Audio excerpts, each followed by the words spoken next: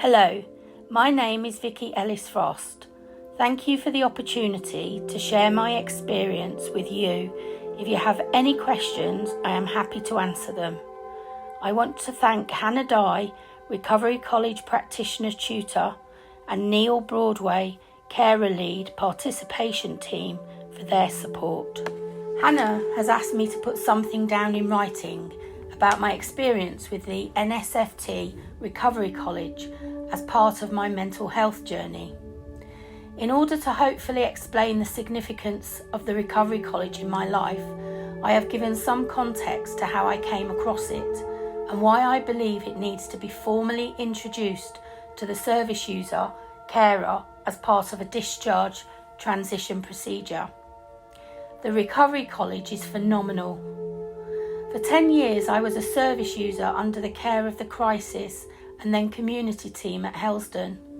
Late 2022, I was informed that the community team believed I should now be working towards being discharged back under the care of my GP. This was extremely difficult to hear for me and my wife, who is sometimes my carer also. We asked for information about a discharge decision, procedure or a transition of care procedure, but none appeared to exist. We asked what to do if my mental health deteriorated, and I was advised by my mental health worker to contact the GP, as he would be able to refer me to the mental health nurse at the practice. During the next couple of months we challenged this, mainly because we didn't feel informed. Also, I had never spoken to my current GP about my mental health because my previous GP had left 3 years earlier. My wife requested a review of my medication by the psychiatrist, so a meeting was held where the psychiatrist made it clear that this meeting was a medication review and nothing to do with discharge. Following the meeting, the student psych, who was also at the meeting, sent me a copy of the letter sent to the GP saying I was now discharged. Along with this letter, there were a couple of pieces of paper listing numbers and websites. Of course, I was distressed, so I didn't look at them. That was it. So after 10 years of regular visits, appointments, telephone backup, I was discharged.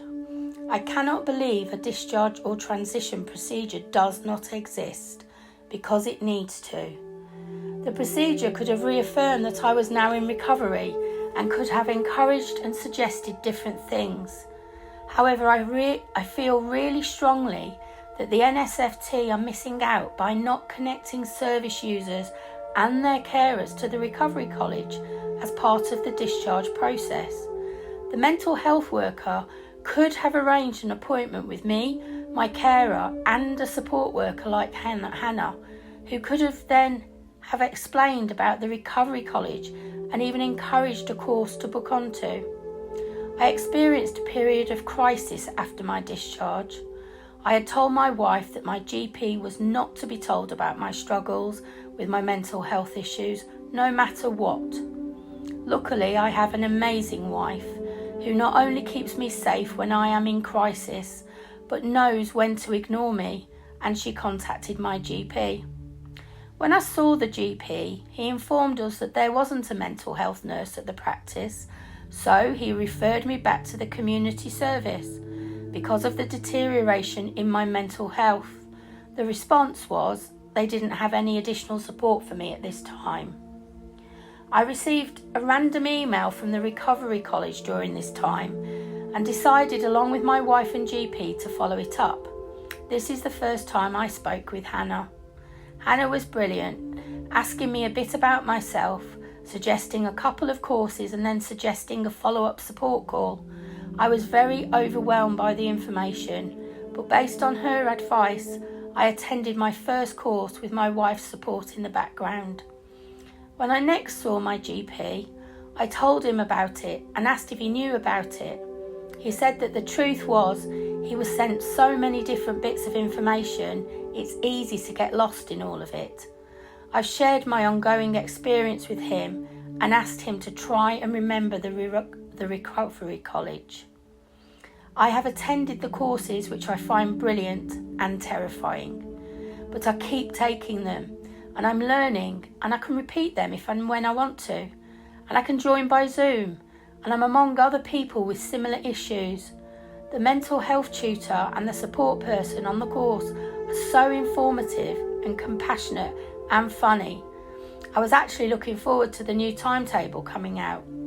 The variation of courses is great, and I understand that new courses are being developed all the time. As far as my life is concerned, the ending with the NSFT community services was between a near miss and incident. I went back into crisis. My life was at risk. My mental and physical health deteriorated, and it is only really starting to pick up now, 12 months later.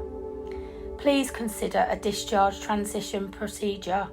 Please connect the service user with the recovery college by having a meeting, not just written on a piece of paper.